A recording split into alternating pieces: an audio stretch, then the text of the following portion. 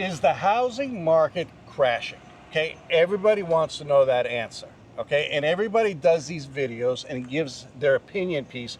The market is crashing because they know that's going to get clicks. Right, of course. All right. Yeah. But there are 10 signs, okay, that I did research on. It's like, what's the indicators that the housing market is actually going to crash? Nice. There's 10 signs for that. Yep. And the last sign, they said, has to be there in order for the housing market to crash. Exactly. So when I was going through it, I'm like, all right, I don't want to just say this is a sign it's happening. I want to back it up by stats. I want to back it up by research. Okay, can the data be manipulated? Of course it can. It could be. So that's what we're going over. So stay to the last one. In the meantime, if you like this kind of content, consider subscribing. It really does help out the algorithm and it gets this video to more people, and it's greatly appreciated. And if you need a real estate agent anywhere in the country, we're here for you. My phone number is below. All right. Okay, let's see what your opinion is, because you're the real estate agent. Okay. Home price decline or flattening. Historically, a 5% plus drop in home prices signal trouble. Yep. Okay. Current stats.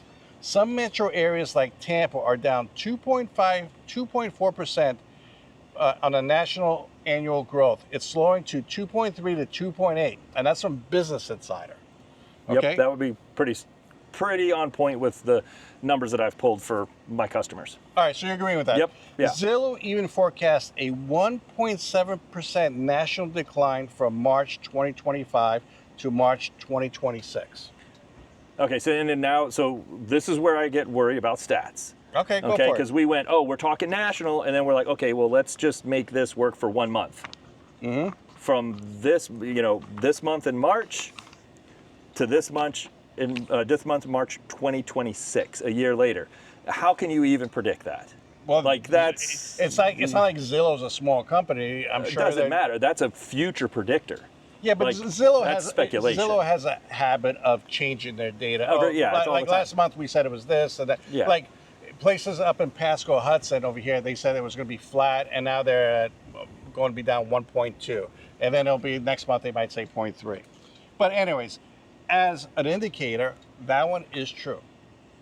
Right, the overall. Overall. When you're looking at these stats, it's got to be you can't just do this month or this week to last month and last week. I mean, that's silly. We could have had a storm. We could have had, then I don't mean a hurricane. I mean, it could have been raining out all week, and people don't shop, All right, what about this one? Indicator number 2, a glut of housing inventory. Rising inventory signals weaker demand. Current listings are up 15-30% year over year across regions.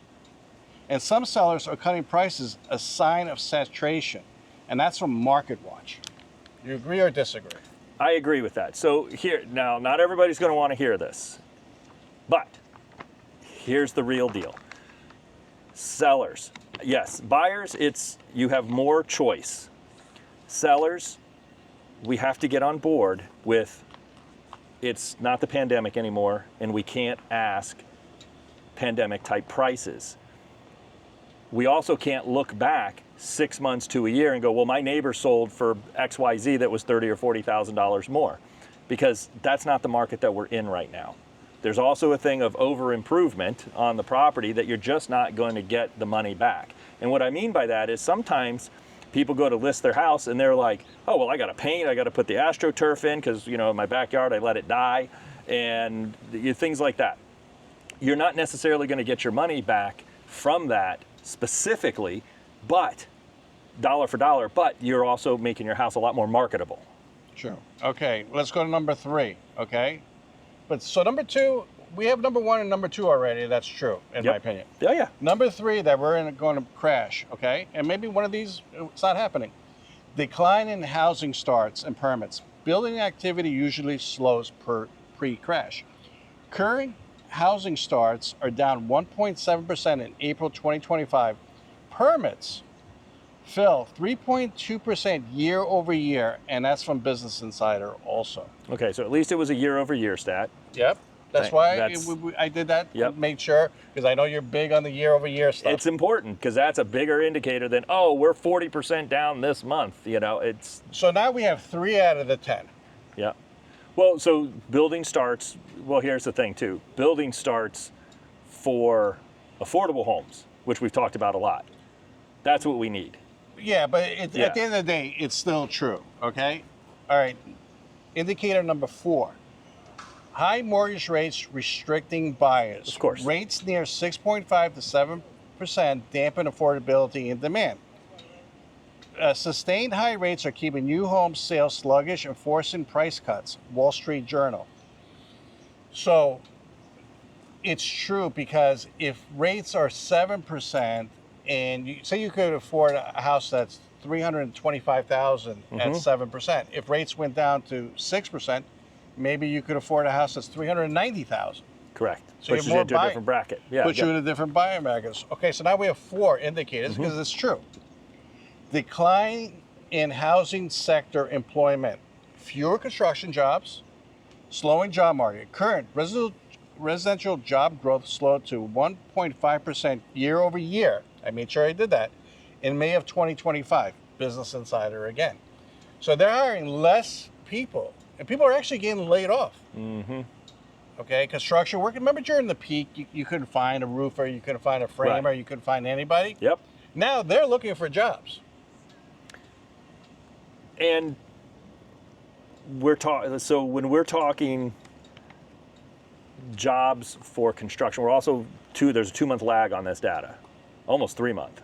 Yeah, but it doesn't seem like it's going to get better. It seems like it's going to get worse.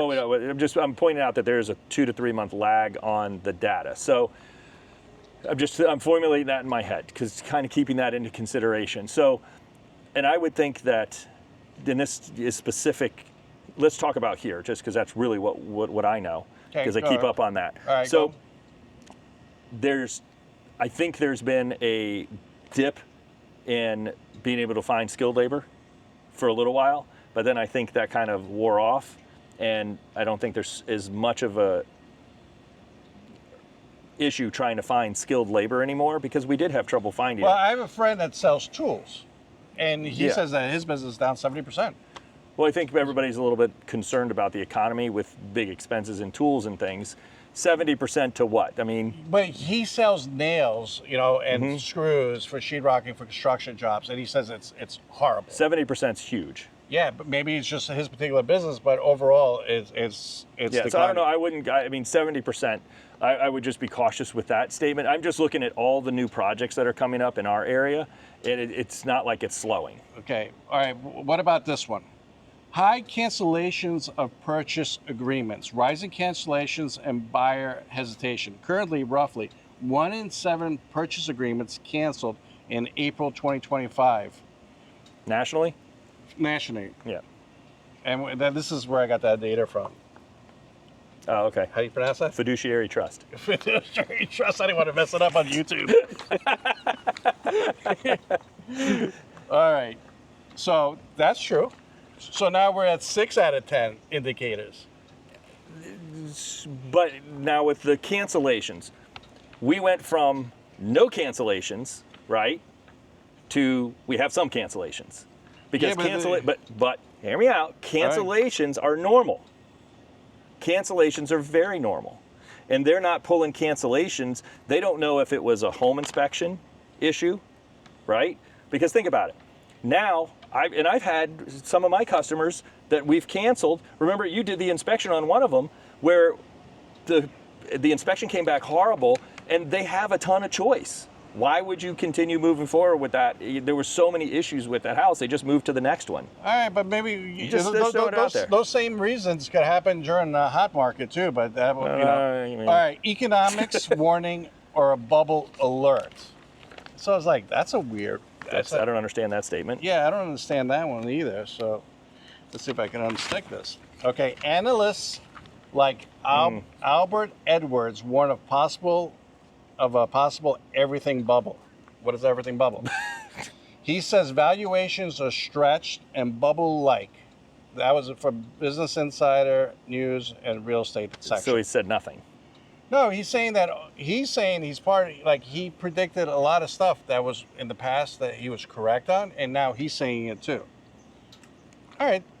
So you want to throw that one in there, 7 out of 10, or you want to? I don't. Well, he didn't say anything. He goes, "It's just bubble-like. It could be a bubble, and it might be a bubble for everything. for everything. It could be this, it housing. could be that. Yeah, I don't see, when I'm driving around, I really don't see a ton of people, we're not in a depression here. I still see I went to the dealership to get the oil changed yesterday, and they were selling like hotcakes in there again, so.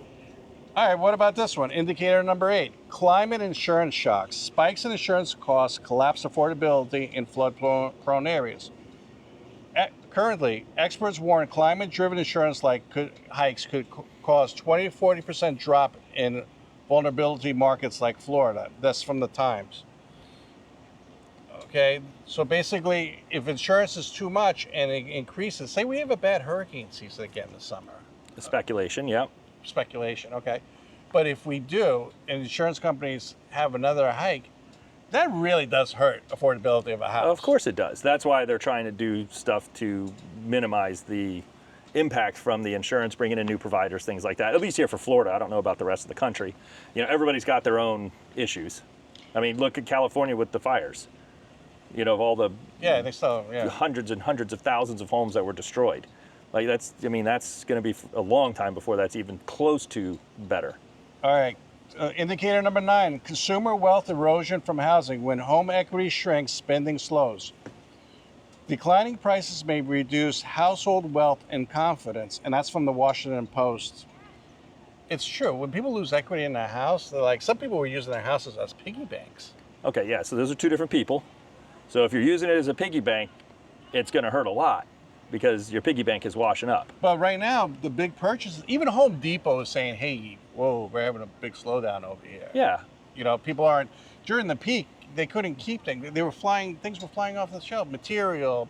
Yeah, but during stuff. the peak is different than we constantly get into these, let's compare it to like home sales, right? During the pandemic. It was the most home sales ever recorded since we started recording home sale numbers in history.